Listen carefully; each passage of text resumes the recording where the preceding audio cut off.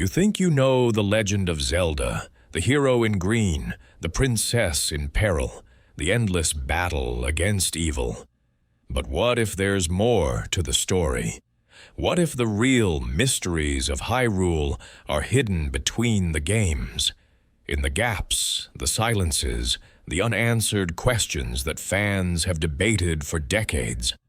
Over the next hour, we'll explore theories born from careful observation and deep lore.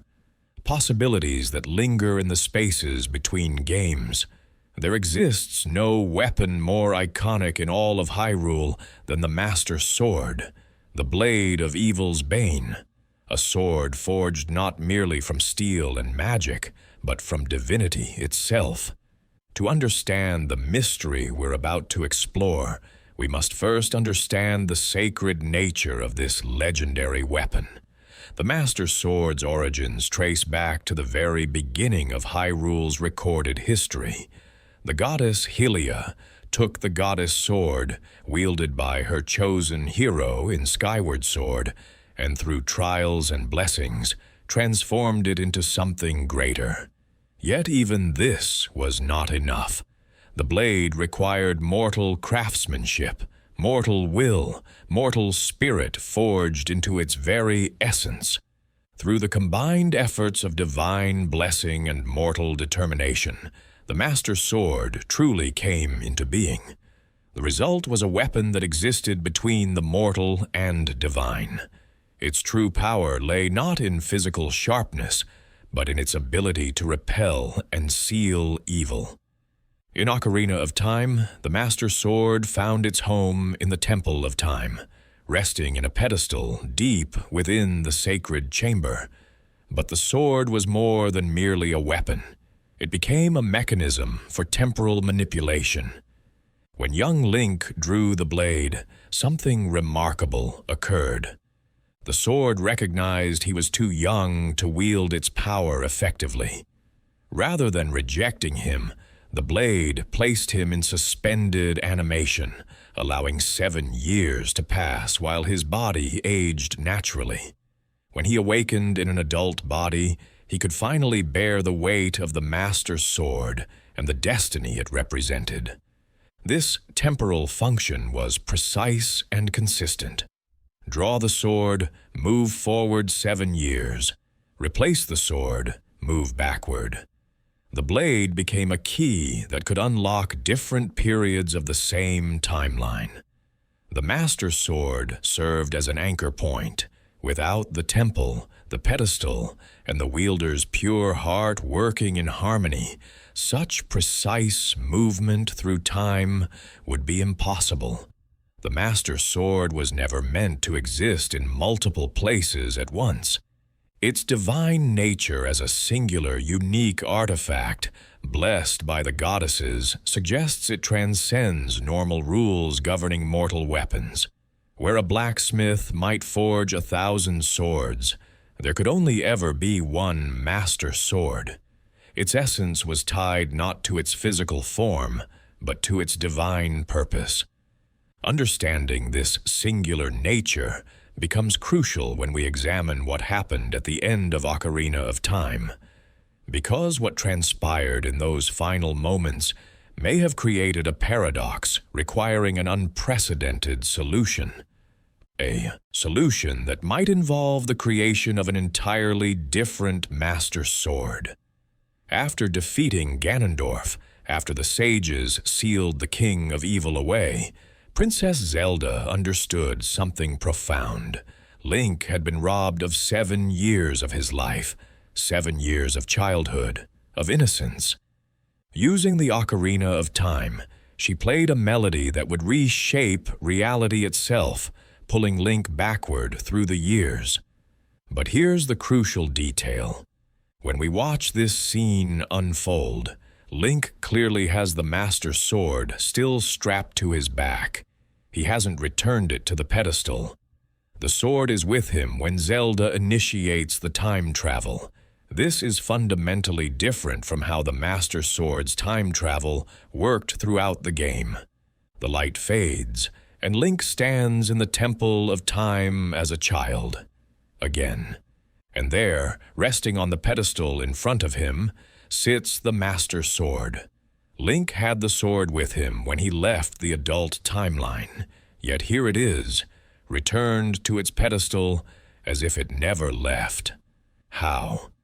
The official timeline confirms what this scene implies. The timeline has split. The adult timeline continues forward from where Link vanished. The child timeline branches from the point where Link returns. But let's think carefully about what this split means for the Master Sword.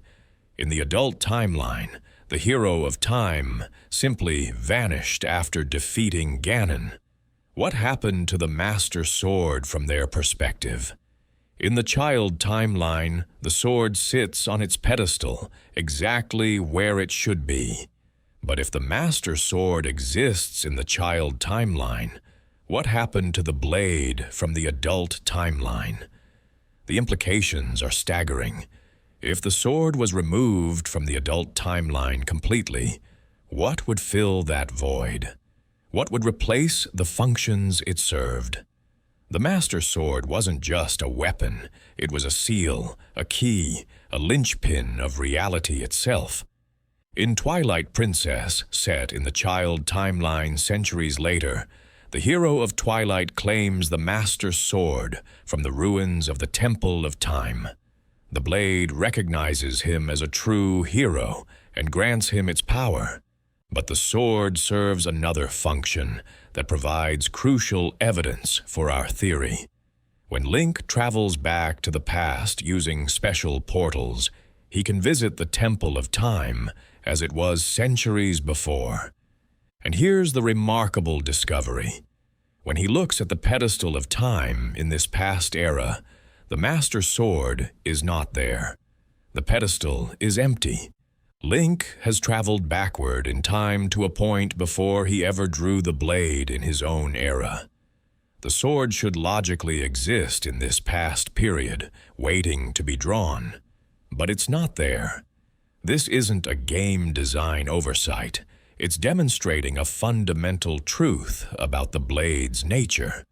The Master Sword exists outside normal temporal flow. When Link draws the blade in Twilight Princess, he claims the singular artifact that transcends temporal boundaries. It cannot exist in multiple time periods simultaneously, because it is not multiple copies. It is one sword moving through time alongside its wielder. If we apply this understanding to Ocarina of Time's ending, the implications become clear. When Link traveled back with the Master Sword in his possession, the blade went with him. It couldn't stay in both timelines, because that's not how the Master Sword works. The adult timeline lost the Master Sword. The child timeline gained it. Or rather, the sword had always been there from that timeline's perspective. Centuries after the hero of time vanished from the adult timeline, the legend had transformed into myth. The sages who witnessed these events knew the truth.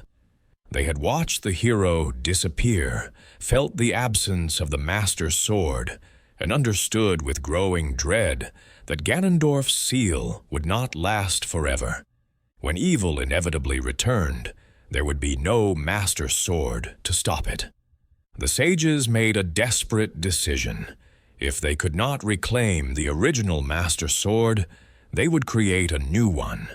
They would forge a blade in the image of the original, bless it with their own sage power rather than divine blessing, and create a weapon capable of sealing evil even if it couldn't perfectly replicate the goddess-touched original. This audacious attempt wasn't unprecedented. In Breath of the Wild, Royal Guard swords are explicitly crafted to imitate the Master Sword. Hyrule's craftsmen have attempted this multiple times throughout history. What if, in the adult timeline, such an attempt actually succeeded? In Wind Waker, beneath the Drowned Kingdom, Link finds the Master Sword surrounded by statues of the sages from Ocarina of Time.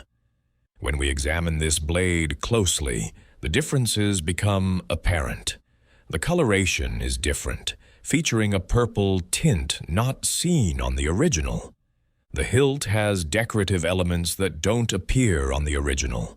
Most strikingly, there's a strange geometric symbol where the handle meets the pommel, a design that appears nowhere in Ocarina of Time or Twilight Princess.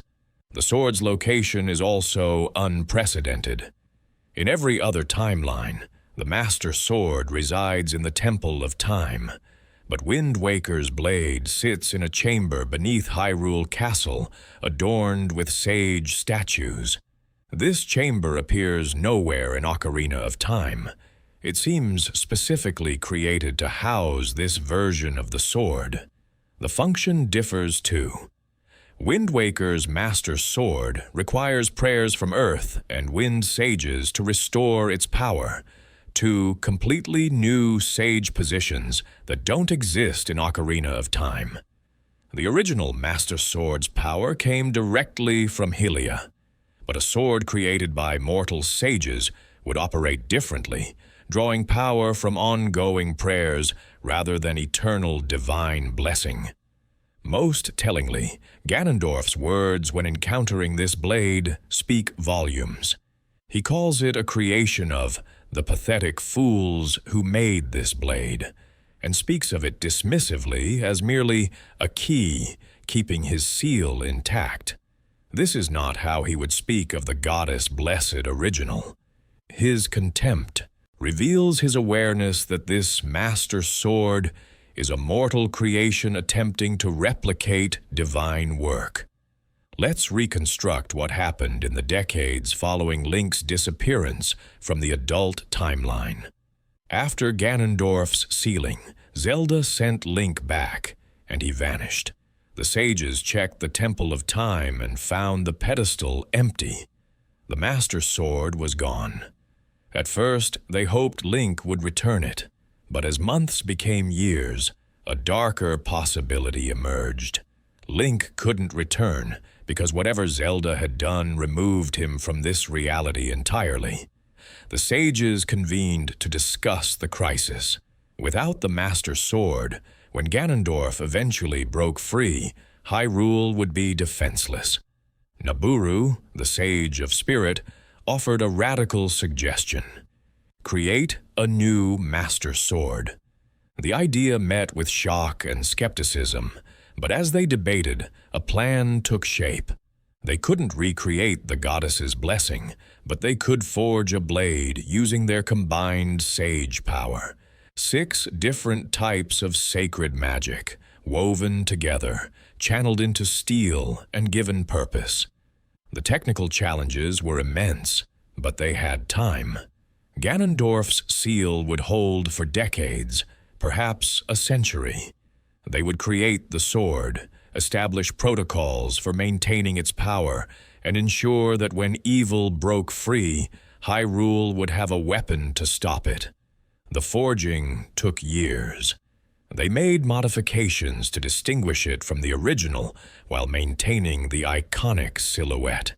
They built in unique properties: the ability to freeze time locally, the requirement for sage prayers to maintain power, the capacity to serve as a seal by transforming defeated evil into stone.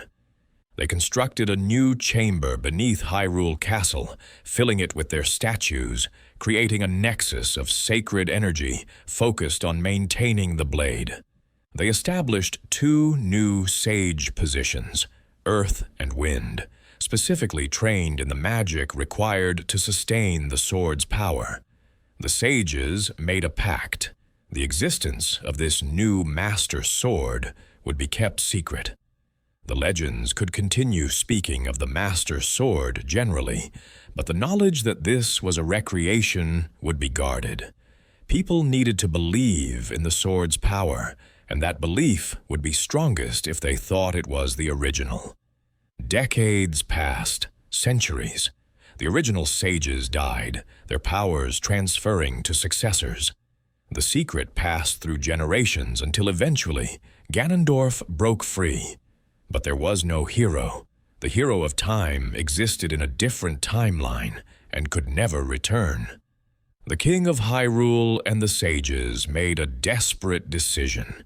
They would use the sword's time-freezing ability to seal the kingdom in stasis, then pray to the goddesses not for a hero, but for a different solution, the flooding of Hyrule itself. The goddesses answered, giving people time to reach the mountaintops before the waters rose. Centuries later, when the hero of winds emerged, he descended beneath the waves, found this sage-crafted master sword, restored its power through the earth and wind sage's descendants, and wielded it against Ganondorf. He drove it into the demon king's skull, turning him to stone, the sword fulfilling its purpose at last. The Master Sword in Wind Waker isn't diminished by being a mortal creation rather than a divine artifact.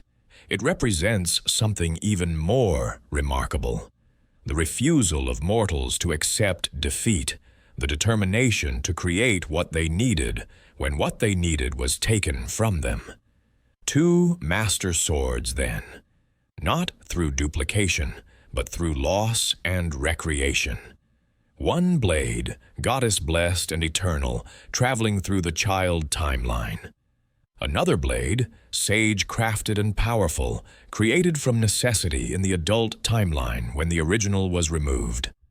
In the Kokiri Forest, one child stood apart through the force of his personality and will. His name was Mido, and he wore the title of Boss of the Kokiri, with pride bordering on arrogance. Mido carried within him a resentment that colored every interaction. His jealousy of Link, the boy without a fairy who lived on the outskirts of their community. The source of Mido's resentment went deeper than social hierarchy. There was a girl involved, Saria, the kindest and wisest of all Kokiri children, who had a special friendship with Link. She would visit him, play her ocarina for him, and Mido loved her. He tried to impress her with his leadership, but no matter what he did, Saria's attention drifted back to the boy without a fairy.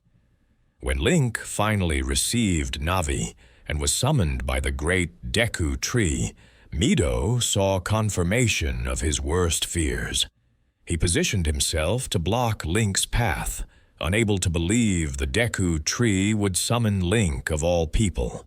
But beneath the bluster was genuine concern. If danger threatened, Link needed to be armed. So Mido demanded Link obtain a sword and shield before passing. What happened next would haunt Mido forever.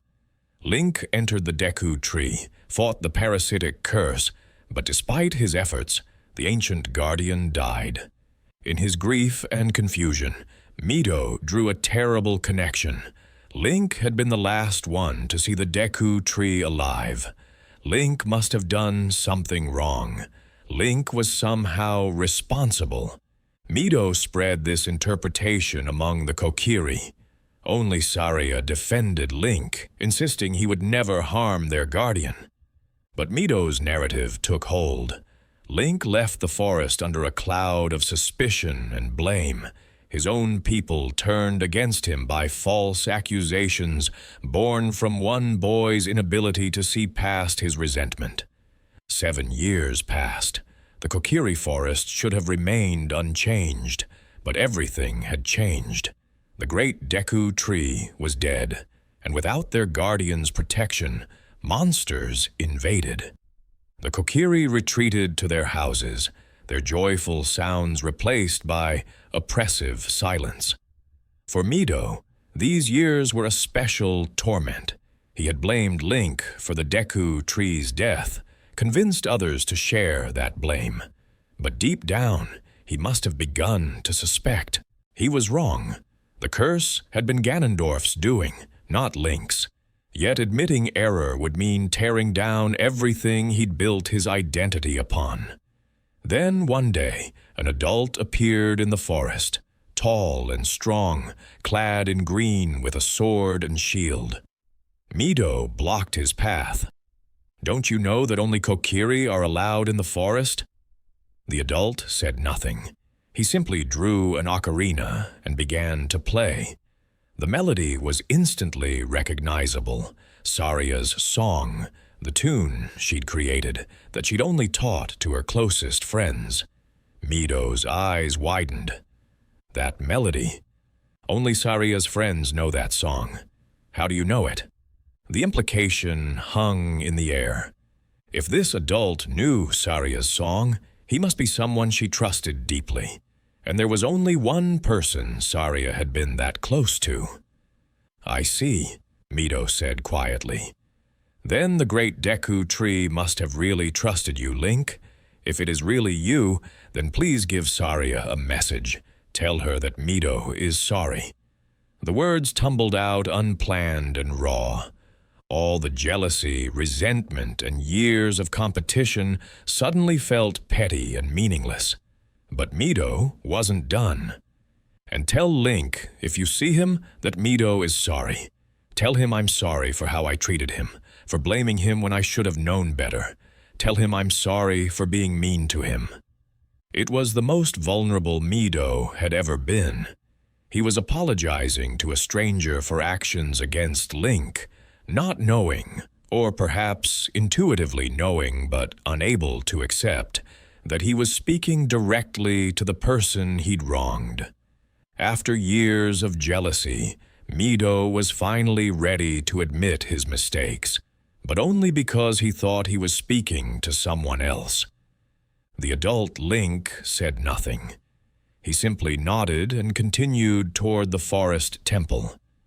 Mido watched him go, feeling the weight of regret settle on his shoulders.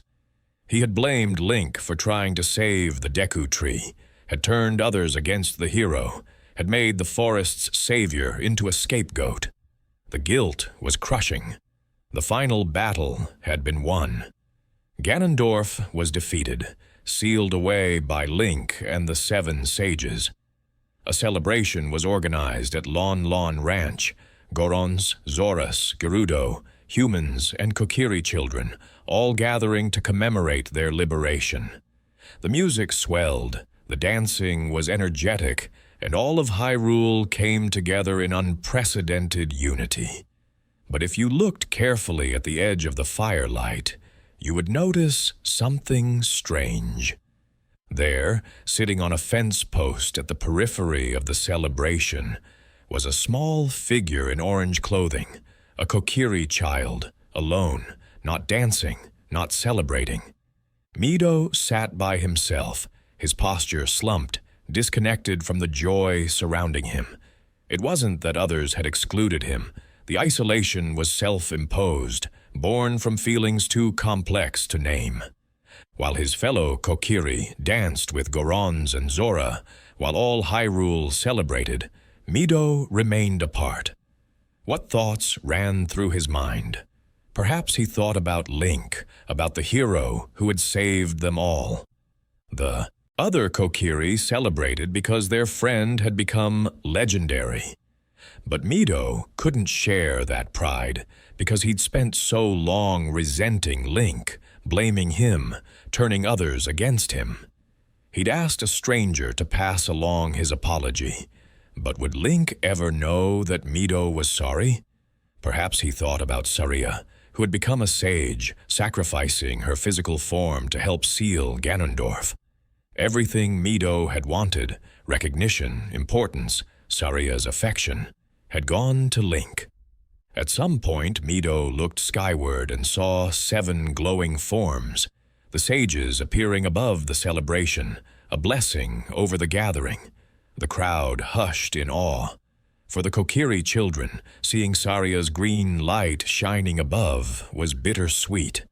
For Mido, looking at that green light, something shifted in his expression, perhaps a hint of pride that someone he'd known had achieved something significant. But then, his eyes dropped back to the ground, and the sadness returned heavier than before. The music resumed, But Mido remained on his fence post, separate and alone, watching others celebrate a victory he felt no part of. He had survived, but survival wasn't the same as triumph. The darkness had been defeated, but not by him. This was the cost of his mistakes, the price of years spent nurturing resentment. Everyone he knew was celebrating, but Mido sat alone because he'd learned too late that jealousy creates prisons that lock from the inside. The story of Mido might have ended there, but the legend of Zelda spans multiple timelines. Sometimes a name appearing in an unexpected place opens possibilities that change everything we thought we knew. In Zelda 2, the adventure of Link at the end of the Downfall timeline, there are several towns named after the sages from Ocarina of Time: Ruto, Darunia, Saria, Rauru, Naburu. These names make sense. The sages were heroes who helped save Hyrule, remembered and honored by having towns named after them. But there's another town, Mido, a harbor town on the southern coast, sitting alongside towns named after sages. Why would a town be named Mido? What did Mido do to deserve having a settlement named in his honor, placed alongside towns commemorating sages who helped save the world?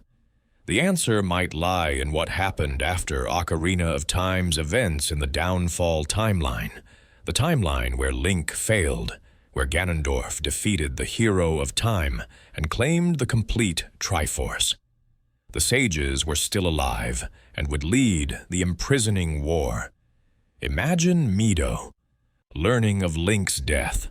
The boy he'd resented, finally understood, and apologized to through a stranger, was dead, killed by the evil the Deku Tree had warned them about. Now that darkness was spreading, threatening not just the Kokiri Forest, but all Hyrule. The guilt Mido carried would have transformed. He couldn't bring Link back. He couldn't undo years of resentment and false accusations. But he could honor Link's memory by finishing what he'd started. He could fight against the darkness that killed the hero. Consider also that Mido was the Kokiri's boss, their leader. If the Kokiri needed someone to represent them, to lead them into unknown situations, that responsibility would fall to Mido. And the Kokiri know how to fight. They carry swords and shields. They're not helpless. There's evidence suggesting the Kokiri don't remain Kokiri forever when they leave the forest. The Deku Tree told them leaving would result in death, but this likely meant they'd lose their immortality and begin aging normally. The imprisoning war would force them to make a terrible choice: stay in their forest clinging to immortality, or leave, accept mortality, and help defend Hyrule. Mido, as their boss, would lead by example. He would leave the forest, accept mortality, transform from eternal child into a man capable of bearing arms. He would lead the Kokiri, who chose to follow him into battle, driven by guilt and determination, by a need to prove himself worthy of the heroism Link embodied. The imprisoning war was not short, a grinding, brutal struggle lasting years, possibly decades. In such a war, leaders emerge who prove themselves through courage and tactical skill. Mido, driven by guilt and determination, might have become such a leader. The Kokiri army would have been unique. Former children turned mortal warriors, fighting with desperation born from having lost their guardian deity and eternal home. And Mido would have been at their head, not because he was strongest, but because he was their boss, the one they looked to for direction. Eventually, through years of struggle, the tide turned. The sages and Hyrule's forces created a seal powerful enough to trap Ganondorf and the Dark World. It wasn't perfect, but it was enough. Hyrule was saved. In the aftermath, heroes of the conflict would be honored. Towns were named after the sages and the leaders who showed extraordinary courage. Among those honored might have been Mido, the former boss of the Kokiri, the leader of forest children who gave up immortality to fight for Hyrule, the warrior who spent years battling darkness in honor of a fallen friend. The town of Mido in Zelda 2 might testify to this redemption. Mido would never know if it was enough, couldn't ask Link for forgiveness since Link was dead. All he could do was try to be better, to honor Link's memory through action. But the people of Hyrule thought it was enough. They named a town after him. They placed his name alongside sages and heroes. They remembered him not as the jealous child who wronged the hero of time, but as the leader who fought in the imprisoning war. From the boss of the Kokiri to leader of warriors, from eternal childhood to mortal sacrifice, from isolation at a celebration to honor echoing through centuries, this is the tragedy and triumph of Mido, a character who appears briefly in Ocarina of Time, but whose story might be one of the most profound in Zelda lore. There are moments in video games that sear themselves into memory. For those who played Twilight Princess, one such moment occurs near the end, after defeating Ganondorf in an epic 4-stage battle. It's brief, lasting only seconds, but it carries implications that have puzzled players for years. Ganondorf stands with the Master Sword impaled through his abdomen. The battle is over. Peace seems restored. But Ganondorf is not easily slain. He raises his right hand marked with the Triforce of Power, and it begins to glow with golden light, the same glow that saved him during his execution, the divine prank that granted him godlike power. But then something changes. A figure materializes in front of Ganondorf, a ghostly apparition. It's Zant, the usurper king who died earlier in the game. His ghost simply floats there, saying nothing, his mask expressionless. Then Zant's head moves. Sharply, violently, his neck snaps to the side with a sickening crack, a wet, organic sound like breaking bone. His head tilts at an unnatural angle, hanging loose. And in that instant, everything changes. The golden glow around Ganondorf's hand flickers and dies. The light fades from his eyes. His expression shifts to shock, confusion, perhaps fear. The power he was calling upon has been denied. The Triforce of Power has not answered his summons. Life escapes from Ganondorf's body. He dies, standing upright, sustained only by the sword through his chest, with surprise frozen on his face. Not in dramatic explosion, but in silence, because something intervened. A dead man's ghost appeared, and with a single gesture, severed the connection between Ganondorf and his source of immortality. What just happened? Why did Zant appear? What did the neck snap mean? How did it kill Ganondorf when the Master Sword couldn't? The game offers no explanation. The story of how Ganondorf received the Triforce of Power begins in the child timeline. Young Link warned Zelda about Ganondorf's treachery, leading to the villain's arrest. The King of Hyrule ordered his execution, not just a death sentence, but a message. The execution was to be carried out by the sages in a sacred place. Ganondorf was chained, and they drove a blessed sword through his abdomen, a wound that should have been instantly fatal. But Ganondorf did not die. His right hand suddenly blazed with golden light. The Triforce of Power, somehow obtained despite never entering the sacred realm in this timeline, activated. The mark was genuine, the power real, and it prevented his death. Before the sages could react, Ganondorf moved. The Triforce flooded his body with strength. The chains shattered. He pulled the sword free and struck down the Sage of Water. The other sages recognized they couldn't kill him, so they made a desperate decision: banishment. They opened a portal to the Twilight Realm and forced Ganondorf through, sealing it behind him. But here's the crucial detail often missed. The Triforce of Power didn't activate automatically. Notice the sequence. The blade pierces him. The sages step back. There's stillness. And then his hand begins to glow. The power doesn't prevent the wound. It responds to the wound. This suggests the Triforce of Power operates as a request and response system. Ganondorf, mortally wounded, makes a request through sheer will. I want to live. The Triforce responds by flooding his body with divine energy, healing him, granting strength. But the crucial point is there's a request being made and answered. During execution, Ganondorf probably didn't even know he possessed the Triforce of Power. But in that instant of mortal peril, operating on instinct or desperation, he made the request. And the Triforce responded, revealing itself for the first time as it saved his life. This establishes a pattern for how the Triforce of Power works. When Ganondorf faces death, he can call upon it to survive. But it requires that moment of request, that act of will reaching out to the power source and demanding aid.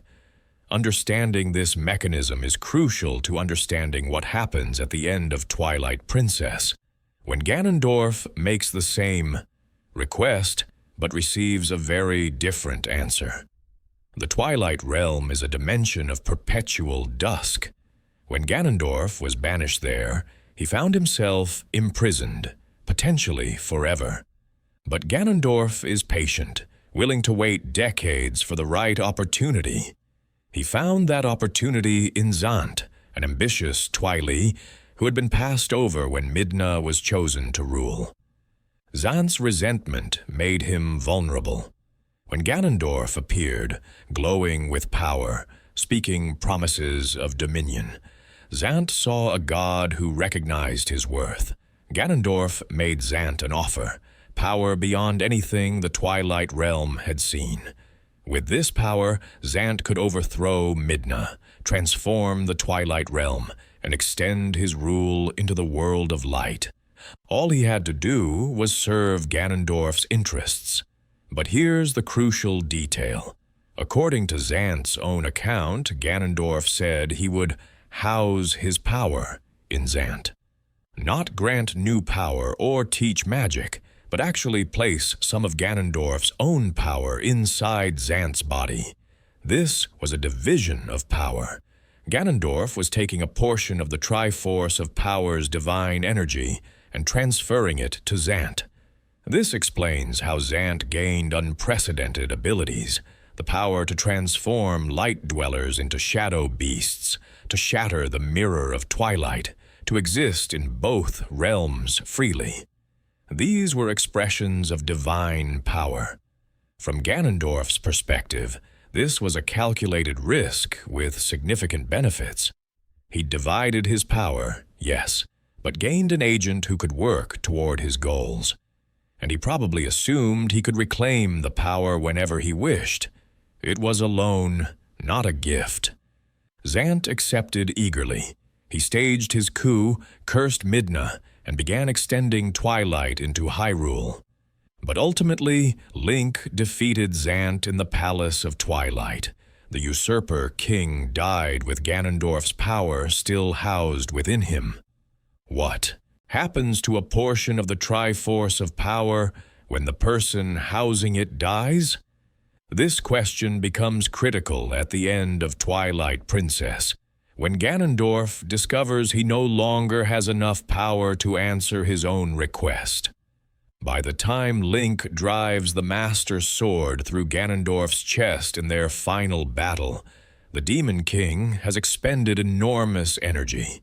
Possessing Zelda, transforming into Dark Beast Ganon, maintaining barriers. Each action draws on the Triforce of power. While the power source might be infinite, Ganondorf's ability to access it at any moment is not. He's not at full strength. The Master's sword through his body isn't just creating a physical wound. The blade actively works against him, suppressing his power, preventing easy recovery. In this weakened, compromised state, Ganondorf reaches for the power he's relied on for so long. His hand rises, the Triforce mark begins to glow, and he makes his request. Save me. Grant me strength. Let me survive as I've survived before. It's a request he's made before, a request that's always been answered. But the power isn't all his anymore. A significant portion is housed in Zant, who is dead. That fragment is beyond Ganondorf's reach, and the portion Ganondorf retained has been depleted through constant use, further weakened by the Master Sword. He's making a request, but he doesn't have sufficient power available to fulfill it. The request goes out, searching for a response. In the past, that response came from within Ganondorf. But now, with power divided and depleted, the request reaches out further, to where the remainder of Ganondorf's power resides, in the connection to Zant, in the fragment of divine energy that was placed in his servant. And this is when Zant appears. Not physically, his body lies dead. This is his ghost, his spiritual remnant. But more than that, it's the manifestation of the connection between him and Ganondorf. When Ganondorf's request reaches out toward that power, it encounters Zant. Zant has been dead for some time. He's watched Ganondorf continue his schemes, seen the Demon King use the chaos Zant created, and perhaps most importantly, Zant has had time to reflect, to understand the truth. He wasn't a chosen heir or blessed champion. He was a tool, manipulated, used for purely selfish purposes. Ganondorf never cared about him, never intended to share power equally, never valued him as anything more than a means to an end. So, when Ganondorf's request reaches out through their connection, when the Demon King essentially asks Zant's ghost to provide the power needed to survive, Zant has a choice. He can comply, allowing the power to return to its original bearer. Or he can refuse. The neck snap is his answer. That sharp, violent gesture is Zant's denial of Ganondorf's request. It's a rejection delivered with all the pettiness and rage that characterized Zant in life. The power Ganondorf gave him is not available. Ganondorf cannot have it back. The request is denied. There's something almost pathetic about Zant's gesture, something that captures his character perfectly. He doesn't deliver some grand speech or dramatic declaration. He just snaps his neck to the side like a petulant child, refusing to share a toy. But the effect is profound. When Zant denies Ganondorf's request, he severs the connection between Ganondorf and the portion of Triforce power that could have saved him. The golden glow flickers and dies. The divine energy never comes. The request has been made and denied, and Ganondorf has no other source to draw on. Without sufficient power to answer his request, without access to the divine strength that has sustained him for so long, Ganondorf is suddenly, terrifyingly mortal. The Master Sword through his chest is fatal, and there's no divine power to mitigate it. Death, which he's avoided so many times, finally claims him. The look on Ganondorf's face captures his realization perfectly. Shock and confusion, the face of someone discovering that something they thought was guaranteed has failed them.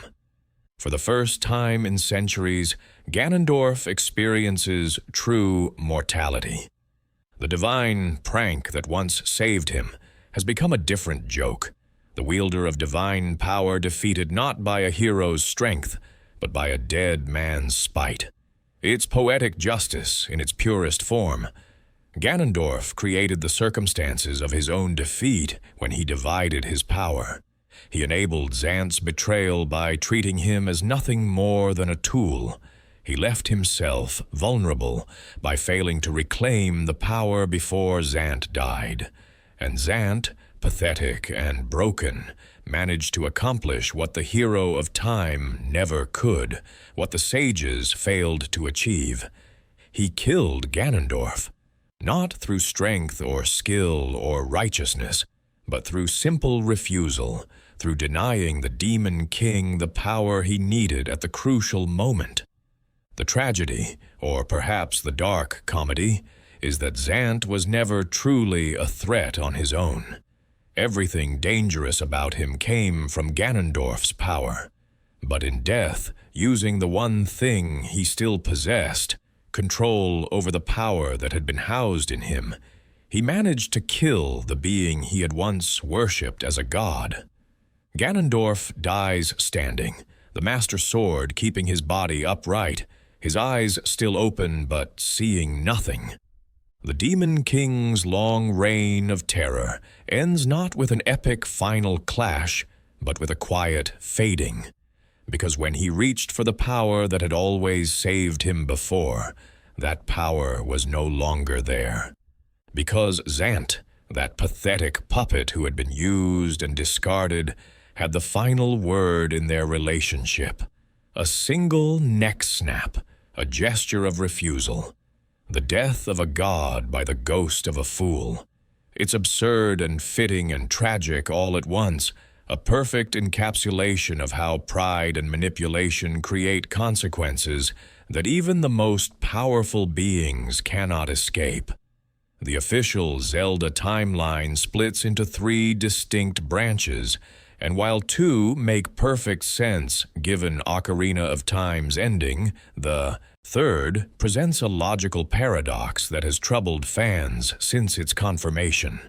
The adult timeline is easy to understand.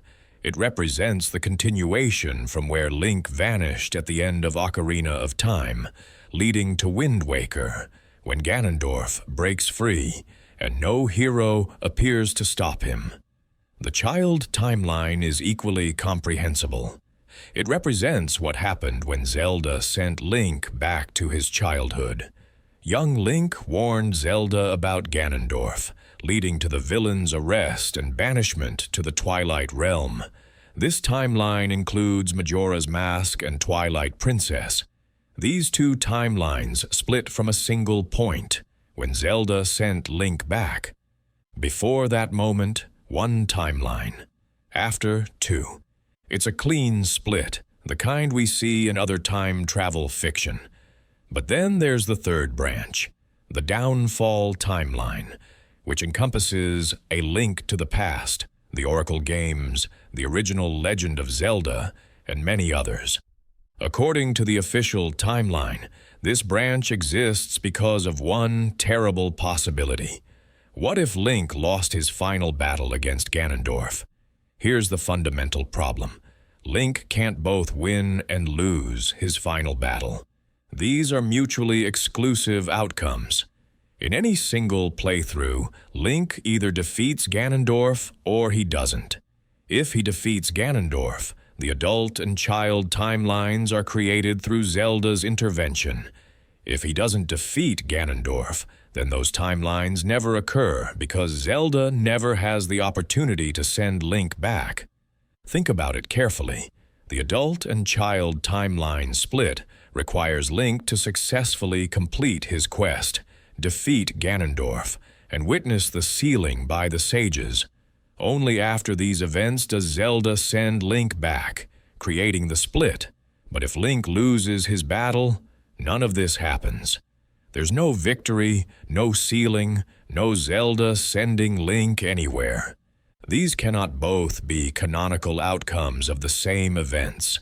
It's a basic violation of causality. Link cannot canonically defeat Ganondorf, creating 2 timelines through that victory, while also canonically losing to Ganondorf, creating a third timeline through that defeat. If we accept that player deaths can create canonical timelines, then we have to accept infinite timelines for every possible way to fail. Every death in the Deku Tree, every fall into lava, every drowning would be timeline splits. That's clearly absurd. Yet Nintendo has officially placed the majority of Zelda games in this downfall timeline. Games created long before Ocarina of Time were retroactively connected to a timeline split that wouldn't be conceived for over a decade. The explanation typically offered is that the downfall timeline represents a what-if scenario. But this doesn't solve the logical problem. What-if scenarios are interesting thought experiments, but they don't create canonical realities unless there's some mechanism that makes them real. For the downfall timeline to be canonically real, not just a hypothetical possibility, there needs to be a mechanism that makes it so.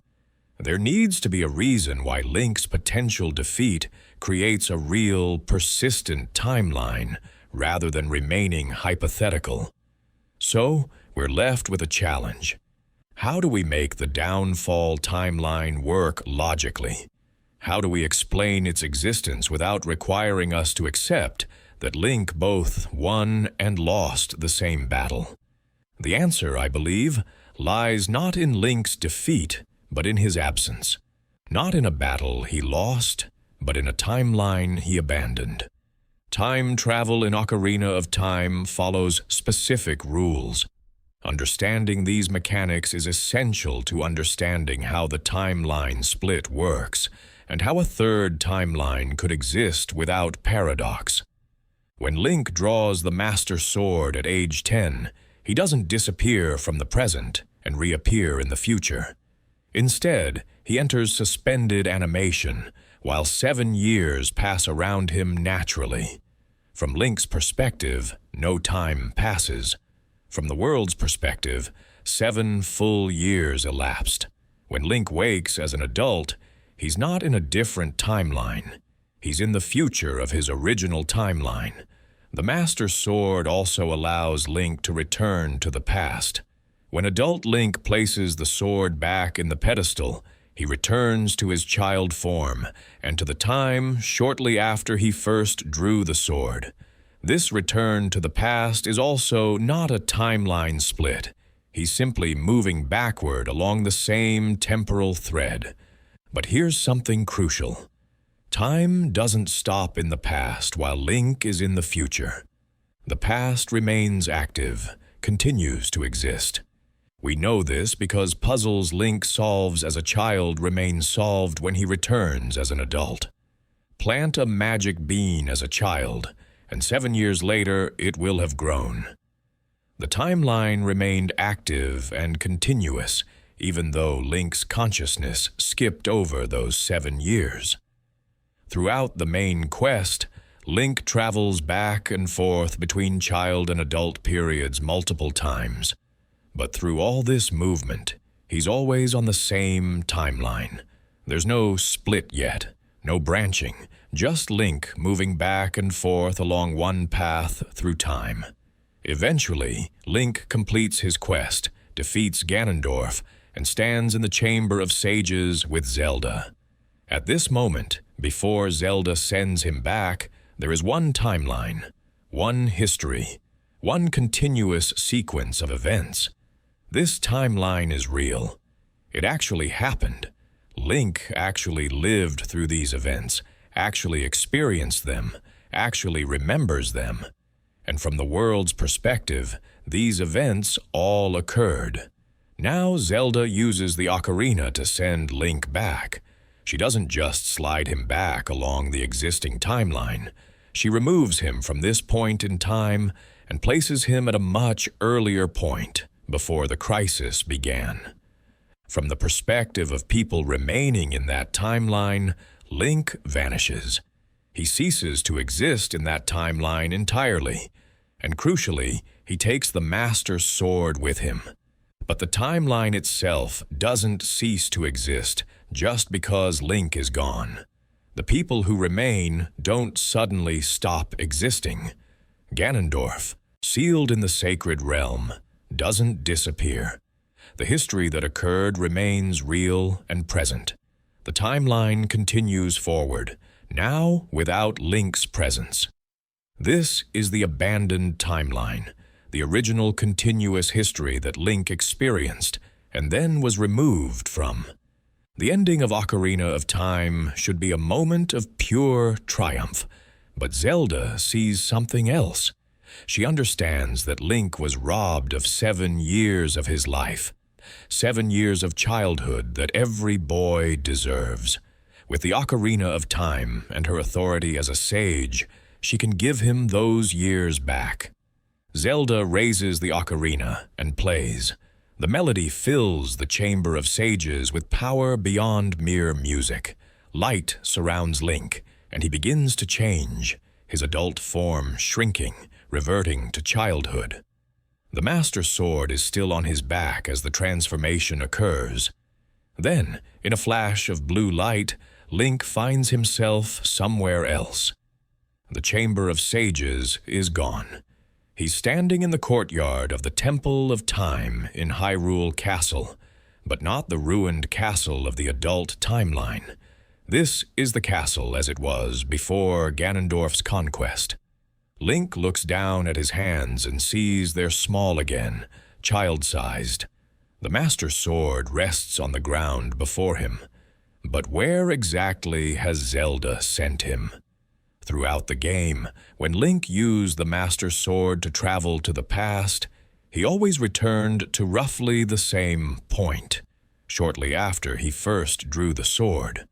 But Zelda hasn't sent him to that point. She sent him further back to before he opened the door of time, possibly even before he gathered the spiritual stones. The evidence for this comes from what happens next. Young Link warns Zelda about Ganondorf's treachery, and she believes him enough to act. Ganondorf is arrested, his plot foiled before it unfolds. This can only happen if Zelda sent Link to a point where warning her could still make a difference. This is fundamentally different from the Master Sword's time travel. Zelda is removing Link from one point in time and placing him at another point in a way that creates a disconnect. She's taking Link from the adult timeline and placing him in what becomes the child timeline. The Master Sword coming with him is significant. Throughout the game, the sword was Link's means of moving through time. But now it's being moved by a different power, by the ocarina wielded by a sage bearing the Triforce of Wisdom. The sword is being carried along, removed from its position in the adult timeline, and placed in the child timeline. This creates the first branch. The adult timeline continues forward from where Link vanished. The hero of time defeated Ganondorf, then simply disappeared. Hyrule begins to recover without their hero present. The Master Sword is gone. Meanwhile, the child timeline begins at the point where Link arrives. He warns Zelda, changes history, prevents the crisis. Ganondorf is arrested and banished to the Twilight Realm. The 7 years of darkness never happen. So, we have 2 timelines now, created by Zelda's action. The adult timeline where Link vanished after defeating Ganondorf, and the child timeline where Link warned Zelda early enough to prevent the crisis. But here's what's crucial. This still only creates 2 timelines, not 3. To explain the third timeline, we need to look at what happened before Zelda sent Link back, at the timeline he was originally experiencing. Let's trace Link's path as it originally occurred. Link grows up in the Kokiri Forest, gathers the spiritual stones, opens the door of time, draws the Master Sword, and spends 7 years in suspended animation. He awakens as an adult and begins his quest to awaken the sages. During this quest, Link travels back and forth between child and adult periods multiple times. But through all this movement, he's always on the same timeline. There's no split yet. Everything he does is happening on a single, unified timeline. Eventually, Link completes his quest. He defeats Ganondorf and stands in the Chamber of Sages. At this moment, before Zelda sends him back, there is one timeline. This timeline is real. Link actually lived it, experienced it, remembers it. Now Zelda sends Link back. She removes him from this point in time and places him at a much earlier point. And when she does this, something significant happens to the timeline Link just left. From the perspective of people remaining in that timeline, Link vanishes. He ceases to exist in that timeline entirely. And crucially, he takes the Master Sword with him. But the timeline itself doesn't cease to exist. The people who remain, the sages, the citizens of Hyrule, don't stop existing. Ganondorf, sealed in the sacred realm, doesn't disappear. The history that occurred remains real. The timeline continues forward, now without Link's presence. This is the abandoned timeline, the original continuous history that Link experienced and then was removed from. It's not an alternate reality where things happened differently. It's the actual timeline, the real history, the sequence of events that genuinely occurred before the split. Think of it like a rope stretched out representing the timeline. Link travels along this rope from childhood to the victory over Ganondorf. Then he's lifted off the rope and placed back at an earlier point. What happens to the rope? The rope doesn't disappear. The original rope is still there, still representing the history that occurred. But now there's a new segment branching off from the early point where Link was placed, representing the new history he's creating with his warning. And the point where Link was lifted off, the adult period where he vanished, continues forward as its own path. So we have three paths now. The abandoned timeline is the original rope, the continuous history from Link's childhood through his adult victory and beyond, now continuing without him. The child timeline is the new branch created where Link was placed, representing the history where he warned Zelda. And the adult timeline is the continuation from the point where Link vanished. All three timelines are equally real because they all represent actual histories that occurred. The abandoned timeline happened. Link lived it. The child timeline happens because Link is placed there with knowledge that changes events. The adult timeline happens because the point Link left continues forward. The key insight is that the abandoned timeline and the adult timeline are not the same thing, even though they overlap significantly. The abandoned timeline is the complete original history up to the point where Link vanished. The adult timeline is the continuation from that vanishing point forward. They're connected, but the adult timeline represents what happens after the split, while the abandoned timeline includes everything that led up to it. And this is why the abandoned timeline can explain the downfall timeline without paradox. The downfall timeline isn't based on Link losing. It's based on what happens in the original timeline after Link is removed from it. In this timeline, Ganondorf was defeated and sealed. But then Link vanished, taking the Master Sword with him. Years or decades later, Ganondorf begins to work against his seal.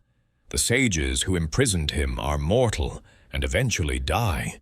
Without Link to inspire new heroes, without the Master Sword to serve as a weapon against darkness, Hyrule is vulnerable. Ganondorf eventually breaks free, and when he does, He has time to consolidate power, to gather the other pieces of the Triforce, to transform the sacred realm into the dark world. The people of Hyrule fight back in the imprisoning war. They don't have the hero of time. He's gone, removed from this timeline. They don't have the Master Sword. It was taken with Link. They have only their own courage and strength. They fight desperately and eventually manage to seal Ganondorf and his corrupted realm away. But it's not a clean victory like Link achieved. It's a desperate containment, a temporary measure. This leads to the events of A Link to the Past and all subsequent games in the Downfall timeline. Ganondorf's influence persists across centuries because he obtained the complete Triforce in this timeline, because no hero was present to stop him when he broke free. The three timelines all emerge from the same moment, Zelda sending Link back.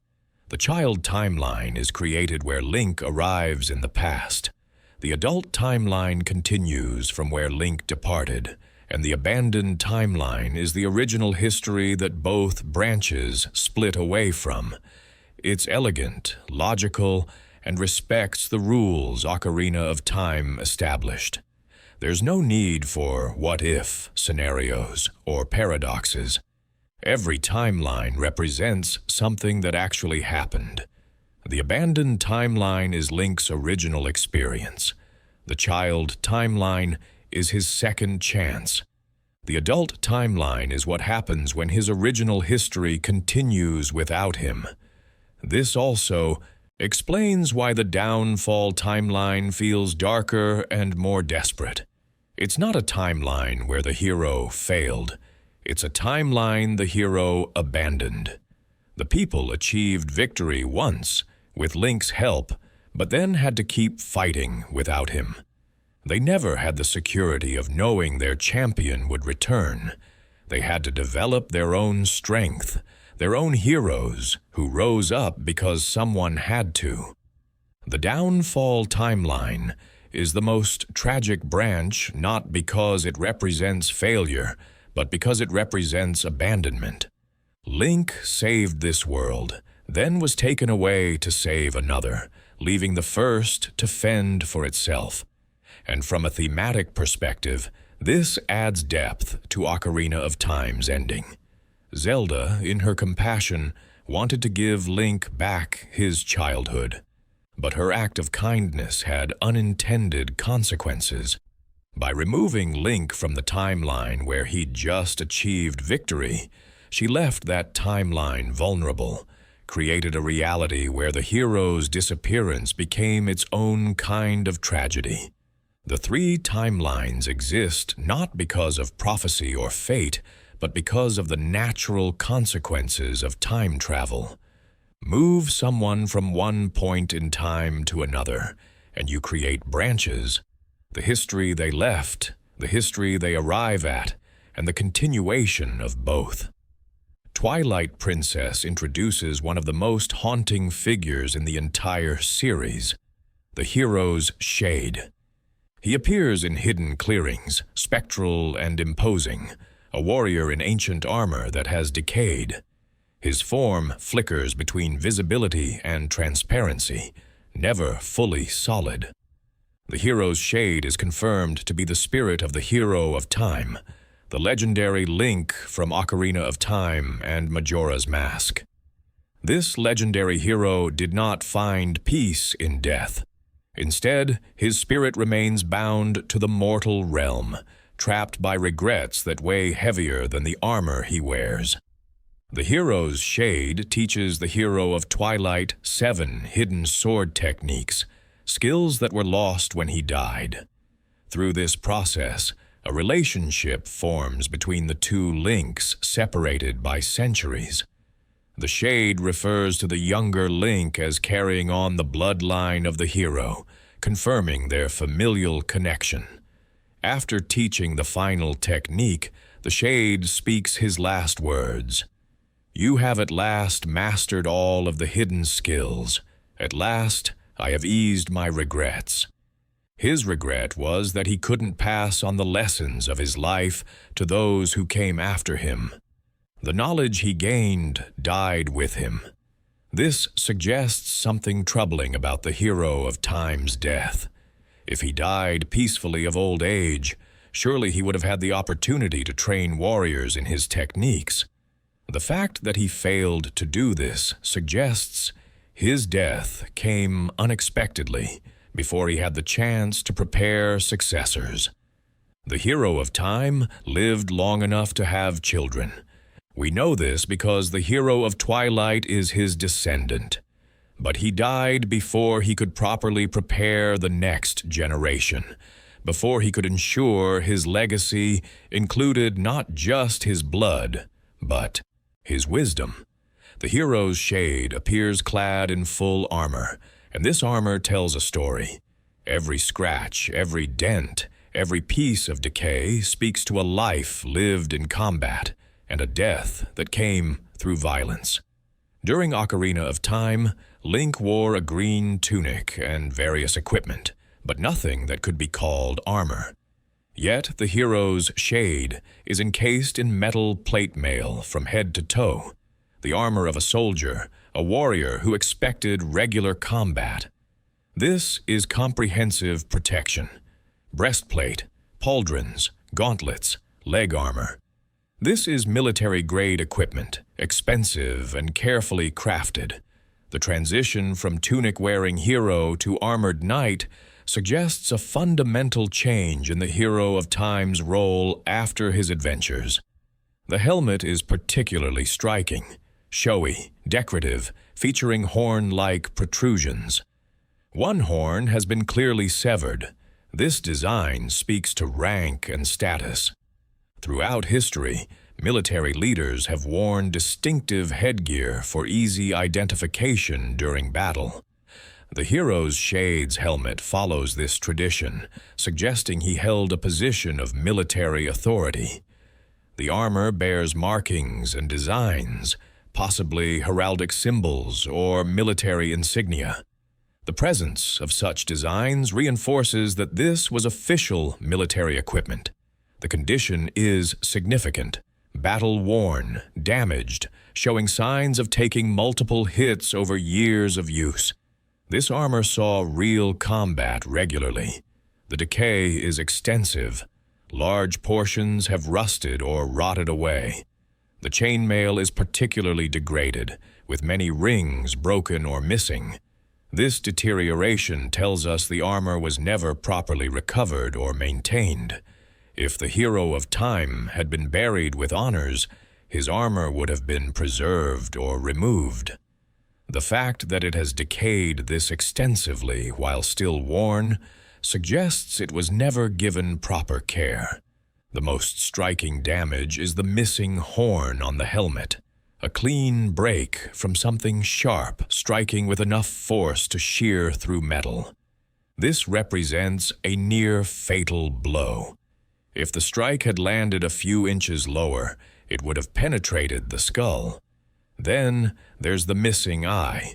Through the visor, we can glimpse that one eye socket is empty. Losing an eye in combat is life-changing. It affects depth perception, peripheral vision, the ability to track threats.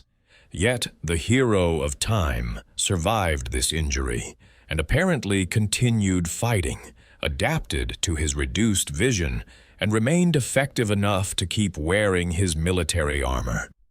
The implications paint a picture of the hero of Time's later years. After his adventures, Link took up a position within Hyrule's military structure. He became a knight, perhaps a commander, someone who led troops into battle. He wore expensive armor, marking him as a person of rank. He saw regular combat, suffered serious injuries, including losing an eye, but continued serving despite these wounds. This is not the peaceful retirement fans imagine for the hero of Time.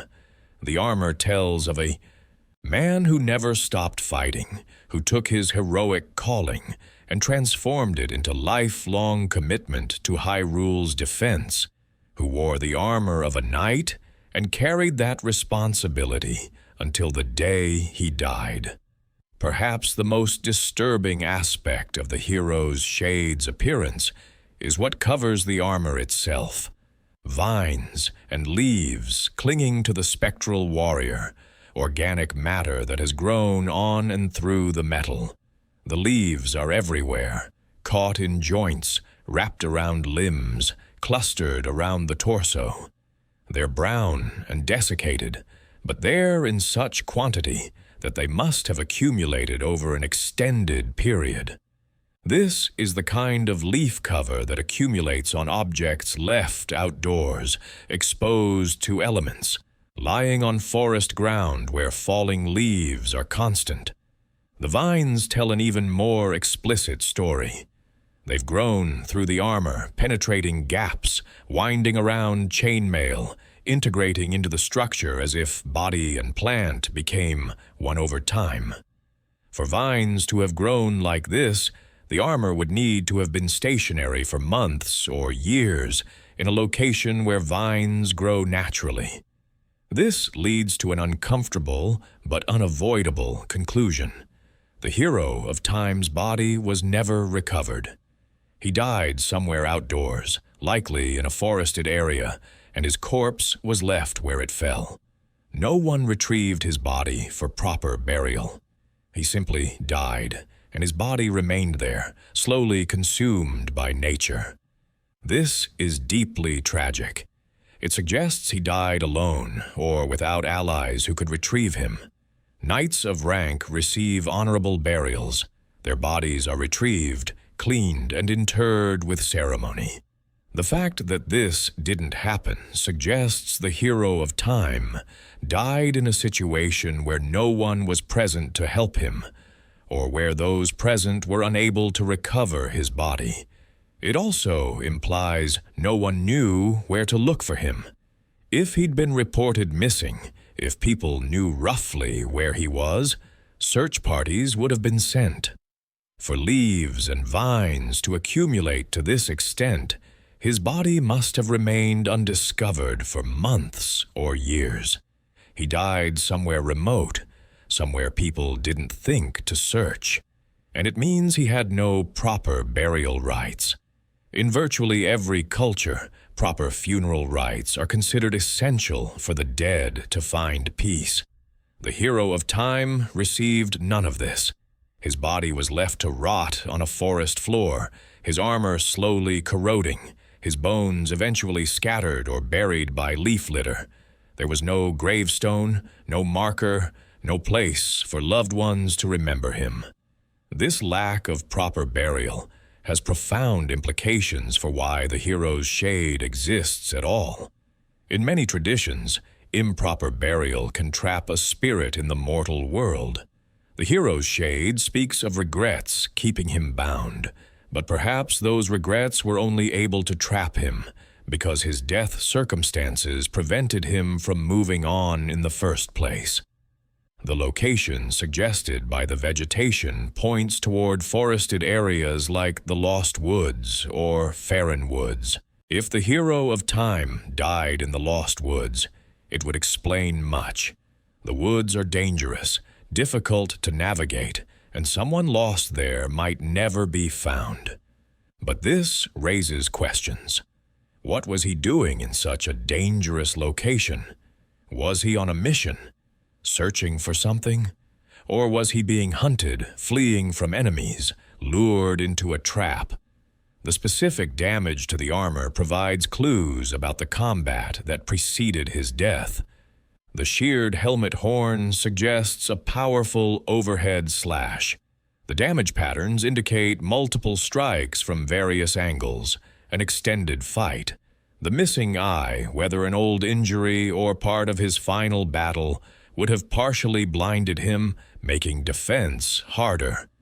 Imagine the scene. The hero of Time in his knight's armor, in a forest location, surrounded by enemies or facing a powerful foe. His helmet is struck hard enough to shear off a horn. He continues fighting, but he's outnumbered or outmatched, taking hits, accumulating damage. Perhaps his eye is injured, reducing his vision.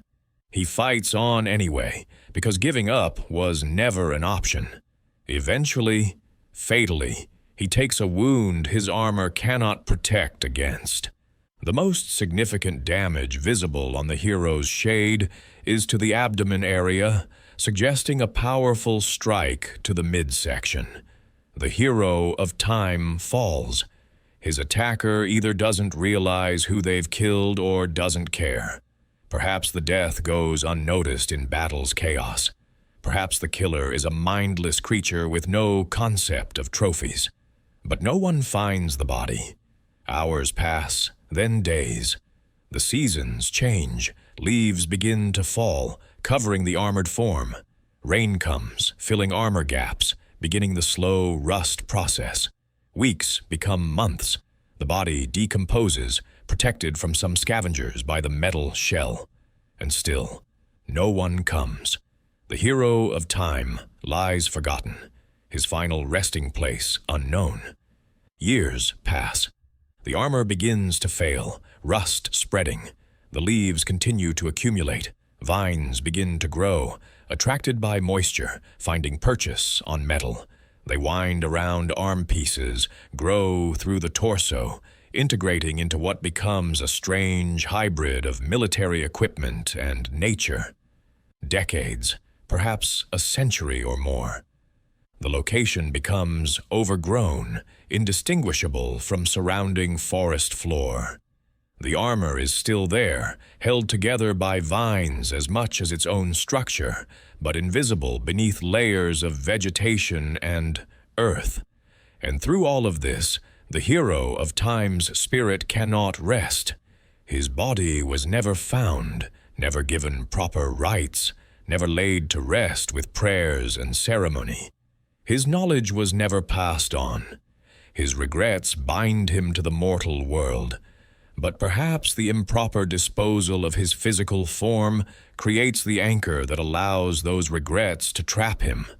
This interpretation adds layers of tragedy to an already melancholic figure. The hero of time saved Hyrule multiple times, sacrificed his childhood, bore the weight of prophecy from age 10 onward, and his reward was to die, alone in a forest, his body never found, his grave unmarked, his final resting place consumed by nature until even the location was forgotten. When the hero of Twilight finally learns all 7 skills and eases the Shade's regrets, the spirit finally moves on. But for centuries, he existed in that liminal space, unable to depart because the proper transition was never made. The leaves and vines covering the hero's shade are evidence, testimony about a body that lay where it fell for years or decades, slowly reclaimed by the forest. They tell a story of abandonment, of a hero lost and never found, of a death that should have been honorable, becoming instead a lonely fade into obscurity. Twilight Princess presents a familiar yet subtly altered version of Hyrule. For fans who explored the kingdom in Ocarina of Time, this version offers recognition. Here's Death Mountain, there's Lake Hylia. But alongside familiar landmarks, there are conspicuous absences. Perhaps the most striking is the Kokiri Forest and its inhabitants. In Ocarina of Time, the Kokiri were central. Link grew up among these eternal children, living under the great Deku tree's protection. By the end of the game, a Deku tree sprout had emerged, promising the cycle would continue. In Twilight Princess, there is no great Deku tree, no Deku tree sprout, no Kokiri forest filled with eternal children. The entire ecosystem has vanished. In its place, we find Farron Woods, a forest occupying roughly the same position, but lacking any sense of the Kokiri community. The absence extends beyond location. There are no Kokiri children anywhere in Twilight Princess, not in the forest, not in Castle Town, not in remote villages. The race has completely disappeared from Hyrule's population. Similarly, there's no mention of the Kokiri in the game's lore. NPCs don't speak of ancient forest dwellers. Legends don't reference eternal children. The Gerudo present a similar mystery. In Ocarina of Time, they were prominent desert-dwelling warrior women. Twilight Princess features a Gerudo desert, confirming the race's territory once existed, but there are no Gerudo people. Like the Kokiri, they've vanished entirely. These absences raise questions. What happened to the Kokiri in the centuries between Ocarina of Time and Twilight Princess? The child timeline has a specific history. Link warned Zelda. Ganondorf was arrested and banished. But what became of the forest children? Interestingly, the absence of the Kokiri coincides with the presence of Ordon Village, a new element in Twilight Princess. This small settlement sits at the edge of Faron Woods, where Link lives at the game's start. It's presented as a typical Hylian village, unremarkable, except for being Link's home. But is Ordon truly unremarkable? For players paying attention, there are curious aspects to this village that suggest something more interesting beneath the surface. To understand the potential connection between Ordon Village and the missing Kokiri, we need to discuss a detail that might seem minor, but is crucial: the shape of ears. In the Zelda series, ears are not just biological features, they're markers of racial heritage.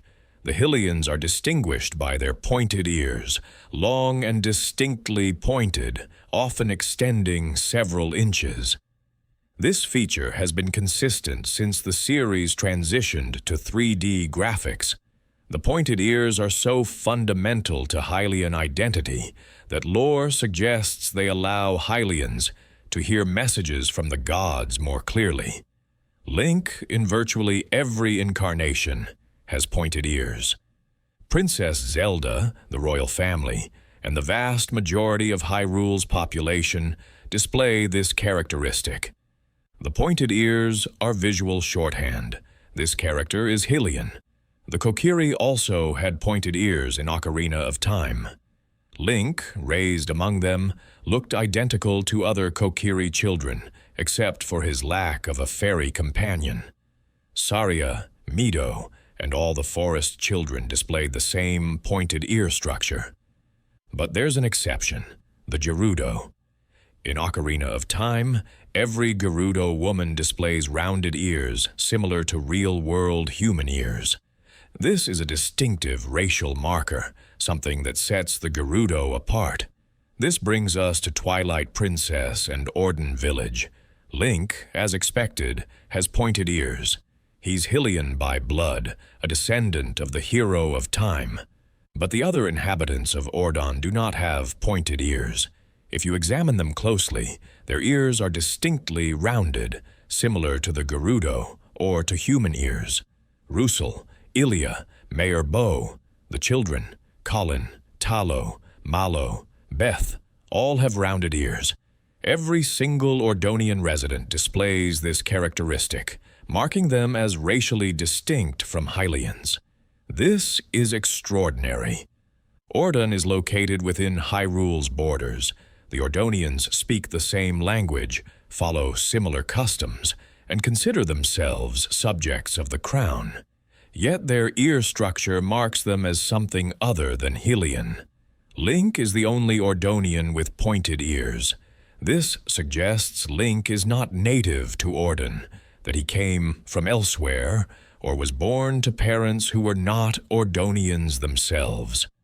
The Ordonians represent the largest concentrated population of rounded-ear humans in the game, aside from Link's confirmed Hylian appearance.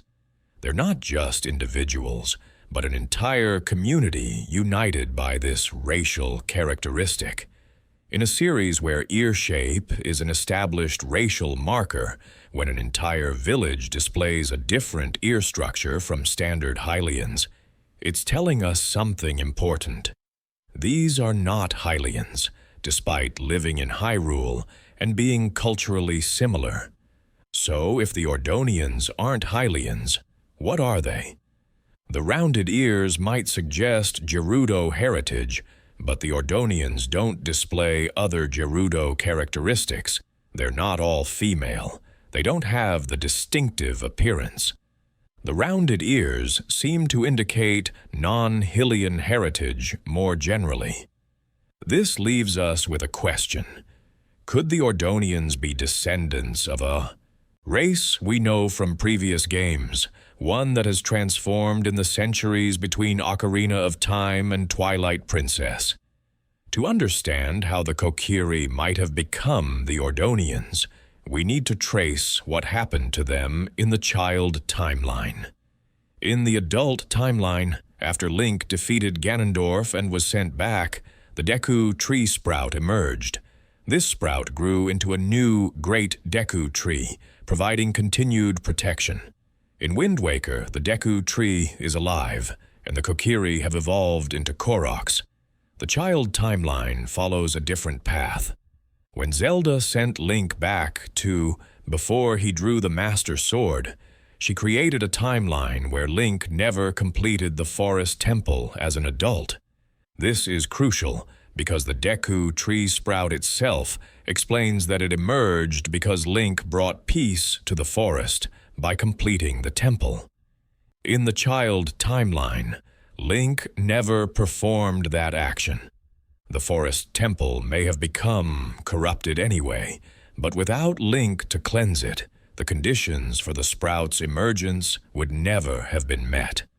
This means the child timeline has no new Great Deku tree.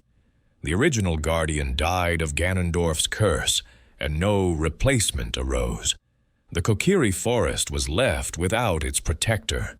The Great Deku tree was not merely a passive guardian.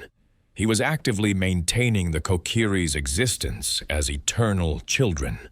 We know this from his warning. If you leave the forest, you will die.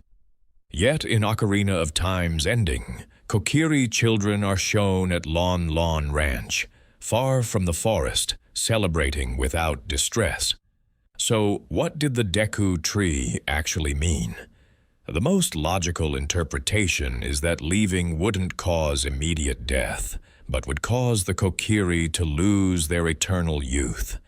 They would begin aging as normal humans do, eventually growing old and dying. The death was the introduction of mortality to beings who had been ageless. This interpretation mirrors the biblical story of Adam and Eve.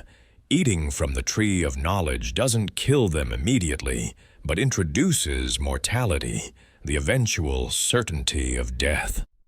With the great Deku tree dead and no sprout to replace him, the Kokiri forest lost its protective magic. The Kokiri themselves would have begun to change. Even if they remained in the forest, the magic maintaining their eternal youth was failing. They were becoming mortal. Imagine the fear and confusion. These beings who had existed as children for centuries suddenly found themselves aging, their bodies changing, growing taller, voices deepening, their childlike perspectives shifting toward adult awareness. It would have been traumatic, a fundamental disruption of their entire existence. Some Kokiri might have tried to resist, to stay in the forest hoping things would return to normal. But as months turned to years and they continued to age, as they grew into teenagers and then young adults, they would have faced a choice. They could remain in a forest that was increasingly dangerous without the Deku tree's protection. Monsters were surely encroaching, or they could leave, venture into the wider world, and try to build new lives as the mortals they had become. The loss wouldn't have been just physical. The Kokiri's fairy companions, those glowing spirits that had served as guides and friends, were also tied to the great Deku tree's magic. As the Kokiri became mortal, their fairies would have likely departed or faded away. This would have been another profound loss, the severing of relationships that had defined their entire existence. We should also consider the psychological impact. The Kokiri had lived as eternal children with simple concerns and limited perspectives. Suddenly, finding themselves maturing mentally and emotionally as well as physically, developing adult desires and complexities of thought would have been disorienting. They would have had to rapidly adapt to adult minds in aging bodies, without the gradual transition normal humans experience. Link himself might have served as an example during this transition if he returned to the forest after his adventures. As the boy who had left the forest and experienced the wider world, he could have helped his former neighbors understand what was happening and how to navigate their new mortality. But the games don't tell us whether Link played such a role. What we can infer is that the Kokiri, faced with new mortality and the loss of their guardian, would have needed to leave the forest eventually. They would have had to migrate to find a new home where they could build lives as mortals. And where would forest dwellers choose to relocate? Likely somewhere nearby, somewhere that still had the feel of the forest, somewhere at the edge of woodlands, where they could maintain connection to their origins while having access to farmland and resources necessary for mortal survival. Somewhere like a village at the very border of Faron Woods, a place that would eventually come to be called Orden. After the great Deku tree's death, after the protective magic began failing, and the Kokiri started aging, the forest would have become increasingly hostile. Monsters that had been kept at bay would have grown bolder. The Kokiri, now aging and losing their fairy companions, would have found themselves increasingly unable to defend their village. At some point, the situation would have become untenable. The Kokiri would have made the difficult choice to abandon the forest that had been their home for as long as memory served. The great Deku tree's body itself might have provided a solution. When the guardian died, his massive trunk became a hollow shell. Link ventured inside to cleanse the curse.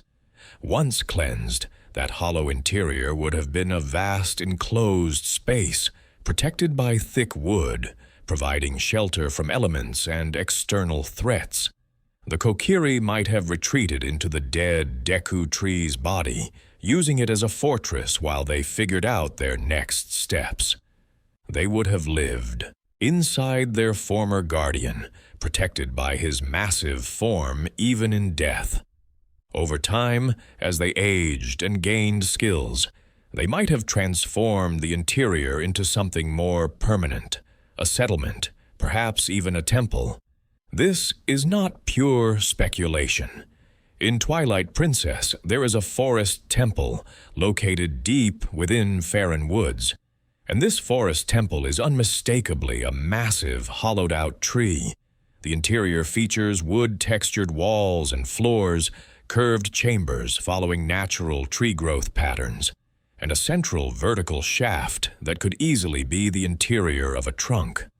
The forest temple's design is strikingly similar to the interior of the great Deku tree from Ocarina of Time. Both feature vertical climbing sections, both have water at their base, both include platforms winding around the inner circumference. The resemblance is too strong to be coincidental.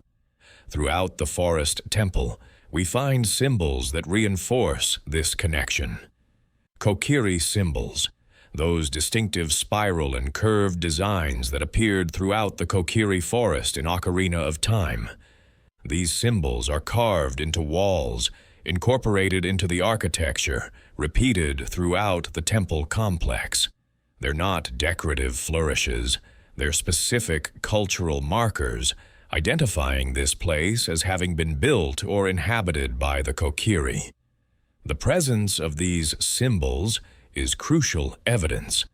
They tell us the Kokiri had a significant presence here, that they spent enough time to mark it as their own, to incorporate their cultural identity into the structure. But the forest temple, as we experience it in Twilight Princess, is not a dwelling. It's a dungeon filled with monsters and dangers, corrupted by the Twilight invasion. This suggests that whatever use the Kokiri made of this location, it was abandoned long before the game's events. The progression makes sense. The Kokiri retreated into the great Deku tree's body after his death, using it as a fortress while the forest became dangerous. They lived there long enough to establish it as a settlement, to carve their symbols into the walls, to develop the skills necessary to survive as mortals. During this time, they aged from children into teenagers, from teenagers into young adults. The hollow tree became a school where eternal children learned how to be mortal humans. But ultimately, even this fortress wasn't sustainable as a permanent home. The tree was dead, rotting slowly. The forest remained dangerous, and the Kokiri, now fully grown into adults, would have developed desires and ambitions that couldn't be fulfilled by living inside a dead tree. They needed farmland to grow crops, open spaces for raising livestock, connection to the wider world for trade and marriage partners. Living in isolation in the forest might have worked for eternal children under magical protection, but it wasn't viable for mortal adults trying to build normal lives. So they left. The Kokiri departed from the forest temple and migrated to the edge of Faron Woods. They chose a location with fertile soil, clear water, enough distance from the deep forest to be safer from monsters, but close enough that they still felt connection to their ancestral home. They built a proper village, houses made from wood and stone. They learned agriculture, animal husbandry, all the practical skills of settled life. This new village would have started small, just a few families, perhaps a dozen or two individuals, the survivors of the Kokiri's transformation. But over generations, it grew. The former Kokiri had children of their own, children who were born mortal, who never knew the eternal youth their parents once experienced. Centuries passed. The original Kokiri died of old age. Their children buried them, carried on their traditions as best they could, but gradually forgot or transformed the stories of what their ancestors had been. The connection to the forest faded as practical concerns took precedence. The fairy companions who had once been central to Kokiri identity became legendary.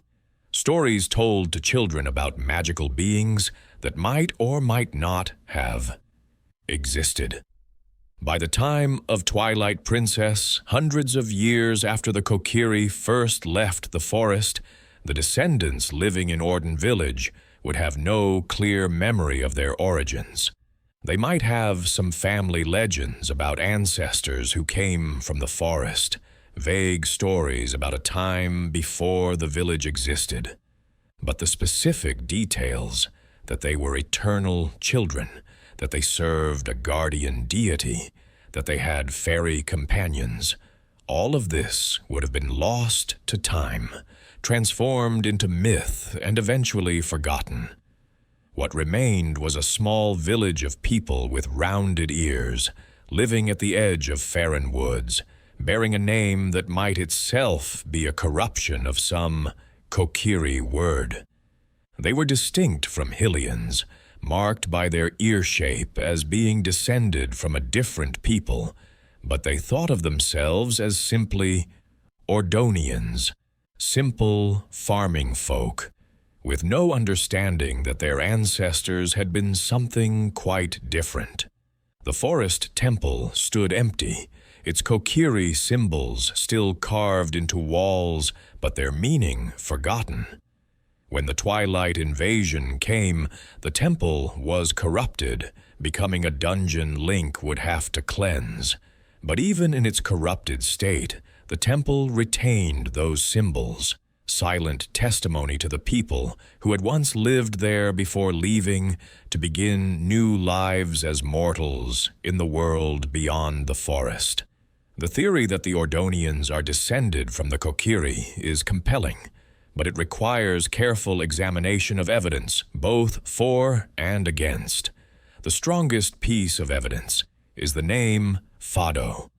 In Ocarina of Time, there is a Kokiri child named Fado, male, blonde-haired. In Twilight Princess, there is an Ordonian named Fado, also male, also blonde. In the Zelda series, names are rarely random. Impa appears across multiple games in similar roles. Beetle operates shops in numerous games. When a name recurs, it usually signifies connection. The name Fado, appearing in both the Kokiri community and Ordon village, suggests a deliberate link. The simplest explanation is that the Ordonian Fado is a descendant of the Kokiri Fado, bearing the same name across generations, preserving a connection to ancestral roots even if the specific history has been forgotten. The second major piece of evidence is location. Ordon village sits at the edge of Faron Woods, which occupies roughly the same geographical position as the Kokiri forest did in Ocarina of Time. If the Kokiri left their ancestral forest, the logical place to settle would be nearby, at the forest's edge, close enough to feel familiar, far enough to have farmland, with good land for crops and livestock. Ordon's position fits perfectly. The third piece of evidence is the forest temple itself, with its Kokiri symbols and structure as a massive, hollowed tree. The symbols carved into the temple's walls are the same distinctive designs associated with the Kokiri in Ocarina of Time. The most logical explanation for these symbols is that the Kokiri themselves carved them, that they lived in or used this location for an extended period. Now let's address counter-arguments. The most significant objection is that the Kokiri in Ocarina of Time had pointed ears, while the Ordonians have rounded ears. If the Ordonians are descended from the Kokiri, why would their ear shape change? The answer lies in understanding what the Kokiri actually were. They weren't a naturally occurring race, but humans who had been transformed by the great Deku tree's magic. The eternal youth, fairy companions, and possibly even the pointed ears were all aspects of this magical transformation. When the Deku tree died and his magic failed, the Kokiri reverted to a more baseline human form. The rounded ears might represent their true, non-magical anatomy, while the pointed ears they displayed as Kokiri were part of the guardian deity's blessing. Another objection is that geography doesn't perfectly match between games. The Kokiri forest's exact layout differs from Faron Woods, but this assumes geography should remain constant across games separated by centuries. The Zelda series has never maintained perfect geographical consistency. Rivers change course, forests expand or contract, settlements rise and fall. Centuries of time naturally lead to geographical changes. A third objection focuses on the complete absence of cultural memory. If the Ordonians are descended from the Kokiri, why don't they remember this heritage? Why are there no stories about their ancestors being eternal children? Several explanations exist. First, the transformation from Kokiri to mortal would have been traumatic for the first generation. They might have actively chosen not to speak much about it, preferring to focus on new lives rather than dwelling on what they'd lost. Cultural amnesia can be a coping mechanism. Second, oral traditions are notoriously unreliable over long periods. After several generations, historical facts become indistinguishable from fairy tales. The Ordonians might have stories about ancestors who lived differently, but after centuries of retelling, these stories would have lost specific details and believability. Third, the Kokiri themselves might not have had strong oral traditions to begin with. As eternal children, they wouldn't have had the same concern for preserving history across generations. They were the same generation indefinitely. When they became mortal and had to start passing knowledge to children who weren't alive to witness events, they might not have had well-developed systems for doing so. A fourth objection suggests the Kokiri evolved into the monkeys seen in Faron Woods rather than the Ordonians. After all, the Kokiri became Koroks in Wind Waker, proving they're capable of radical transformation. The primary argument against this is that Kokiri transformations in other timelines were always guided by a great Deku tree. The Koroks came into being under the protection of the new Deku tree in Wind Waker. They didn't evolve randomly, but were transformed deliberately. In the child timeline, there is no new Deku tree to guide such transformation. Without their guardian deity, the Kokiri would more likely revert to baseline human form. Additionally, the monkeys in Twilight Princess don't speak Hylian language, don't use advanced tools, and don't display the level of intelligence we'd expect from descended Kokiri. The Kokiri were people with language, culture, and complex thought. The monkeys show none of these traits. The Ordonians, in contrast, are fully human in intelligence and capability. They speak, build, farm, have complex social relationships. They're people, just as the Kokiri were people. The transformation from Kokiri to Ordonian requires only the removal of magical influence, allowing them to age naturally and develop rounded ears as part of baseline human biology. Ultimately, the theory that the Ordonians are descended from the Kokiri remains speculative, but well supported. It explains the Kokiri's mysterious absence, accounts for the Kokiri symbols in the forest temple, provides meaning to the distinctive rounded ears of the Ordonian population, and creates a thematic connection between games. Whether or not Nintendo intended this connection, the evidence suggests that the simple farming folk of Ordon Village carry within them the heritage of the eternal children of the forest. The Kokiri didn't disappear. They transformed, adapted, survived by becoming something new. They lost their immortality, their fairy companions, their guardian deity, and their magical forest home. But they gained the ability to grow, to change, to have children and grandchildren who would carry their legacy forward. And among those descendants, generations later, would be born a boy with pointed ears, not rounded like the other Ordonians, but pointed like his ancestor, the hero of time. This boy, Link, would grow up knowing nothing of his heritage, understanding nothing of the Kokiri who preceded him. But when darkness threatened Hyrule, something in his blood would answer that call. The spirit of the hero would awaken, and though he would never know it, he would be continuing a legacy stretching back to the Kokiri forest, to the eternal children who learned to become mortal, to Saria and Mido, and all the forest dwellers who had to transform in order to survive. The Kokiri became the Ordonians, the forest children became farmers, the immortal became mortal. But the courage remained, passed down through blood and spirit, waiting for the moment when it would be needed once more. This is the secret of Ordon Village, that it's the final chapter in the story of the Kokiri, the descendants of Link's childhood friends, the children of the forest who learned to live as mortals and built a new home at the boundary between wild woods and civilized world. We've traveled far through the mysteries of Hyrule, from the paradox of multiple master swords to the forgotten original timeline, from Mido's potential redemption to Xanth's final revenge, from the hero of Time's lonely death to the Kokiri's transformation.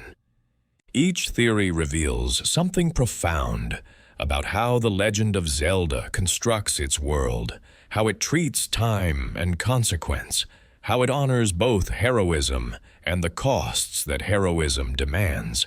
These aren't just academic exercises in connecting narrative dots. They're windows into a universe that rewards careful attention, that respects players enough to leave mysteries unsolved, that trusts us to engage deeply rather than spelling everything out. The ambiguities aren't failures. They're invitations to think, to speculate, to construct our own understanding. The beauty of Zelda's mysteries is how they interconnect. Understanding the Master Sword's singular nature helps explain timeline mechanics. Understanding timeline mechanics illuminates why three branches exist without paradox. Understanding the Kokiri's dependence on their guardian explains their disappearance and potential transformation. Each insight opens pathways to others, creating a web of understanding that makes the entire series more coherent. What emerges from these theories is a portrait of a universe governed by consistent internal logic. Hyrule isn't a random collection of fantasy elements. It's a world where actions have consequences that ripple through time, where heroism demands real sacrifice, where even divine artifacts must follow rules, where peoples and civilizations evolve in response to changing circumstances. The timeline structure demonstrates sophisticated thinking about time travel and branching realities. The three timelines aren't arbitrary. They're the natural result of removing a person from one point in time and placing them in another. The abandoned timeline isn't a failure state, but the original reality, the foundation from which other branches diverged, the timeline that had to continue without its hero after he was taken away. The cost of heroism threads through every story we've examined. The hero of time sacrificed his childhood, his peace, his proper death, and his rest afterward. Mido sacrificed his pride and potentially his immortality to seek redemption. The Kokiri sacrificed their eternal youth to survive their guardian's death. Xanth sacrificed everything by serving a master who never valued him. But these costs don't diminish the value of heroism. They demonstrate that true heroism means being willing to pay the price, to sacrifice what matters, to accept the burdens that come with choosing the right path. The heroes of Hyrule are heroes because when confronted with the cost, they chose to pay it anyway. The gaps between games remind us that the games we play represent crucial moments in a much larger story. Between these crisis points are long stretches of relative peace, periods when the sacrifices of previous heroes allow ordinary people to live without apocalyptic evil looming. The gaps are what make heroism worthwhile. They're the peace that heroes fight to preserve. Speculation and theory crafting serve a vital function in how we engage with the series. By thinking deeply about mysteries, by constructing frameworks to explain ambiguities, by connecting evidence across games, We transform passive entertainment into active participation. We become co-creators of meaning, using the materials Nintendo provides to build our own understanding. The interconnected mysteries create a tapestry where every thread connects to others. Understanding any single mystery requires understanding how it relates to everything around it, how it fits into established rules and patterns. The best theories aren't just internally consistent. They make the entire series more comprehensible, revealing structure beneath apparent chaos. What makes Zelda's mythology compelling is this mixture of explicit canon and interpretive possibility. Nintendo provides enough concrete information to establish fundamental truths, while leaving enough ambiguity that players can construct their own understanding. This balance creates a living mythology that grows through the ongoing process of community speculation. The theories explored here, whether about duplicate master swords or abandoned timelines or the Kokiri's transformation, all attempt to honor this balance. They respect established canon while offering frameworks for understanding what isn't explicitly confirmed. They fit available evidence while acknowledging uncertainty. They demonstrate that mysteries can be approached thoughtfully, that speculation can be rigorous, that depth exists for those willing to look. Perhaps most importantly, these theories demonstrate that The Legend of Zelda is a series worth taking seriously, worth analyzing, worth thinking deeply about. These aren't just children's games with simple stories. They're sophisticated narratives exploring sacrifice, legacy, transformation, and the eternal struggle between light and darkness. They construct a complex universe with internal logic, consistent patterns, and mysteries that reward investigation. As new games are released, these theories will evolve. Some might be validated, others contradicted, and entirely new mysteries will emerge. This evolution is natural and healthy. The specific theories matter less than the ongoing process of speculation itself, the continuous conversation about how this world works and what its stories mean. The Legend of Zelda endures because it rewards this engagement, because it creates space for speculation, because it treats players as thoughtful participants capable of constructing meaning rather than passive consumers. The mysteries aren't obstacles to overcome, they're gifts, invitations to explore, opportunities to make the world our own through interpretation. And so the legend continues, not just through Nintendo's releases, but through the ongoing conversation among players who care enough to analyze, to theorize, to speculate. Each theory contributes to collective understanding. Each insight illuminates new aspects of the lore. Each mystery solved opens new questions. Whether you've drifted into sleep after hearing these theories, or stayed awake to ponder their implications, whether you accept these interpretations or develop your own alternatives, the important thing is the engagement itself. The willingness to look closely at this world, to think carefully about its mysteries, to construct understanding from the evidence provided. The forests and temples, the heroes and villains, the timelines and transformations. All of it exists not just in the games themselves, but in the space between the games and us, in the theories we construct and the understanding we build. The legend is endless, not because Nintendo will make games forever, but because each player brings their own interpretation, their own insights, their own understanding. May the mysteries continue to intrigue you. May the theories continue to evolve. May the legend continue to unfold in your imagination long after the screen goes dark. the legend never truly ends. It simply waits for the next person to pick up the threads and continue weaving meaning from the mysteries that Nintendo has left for us to discover.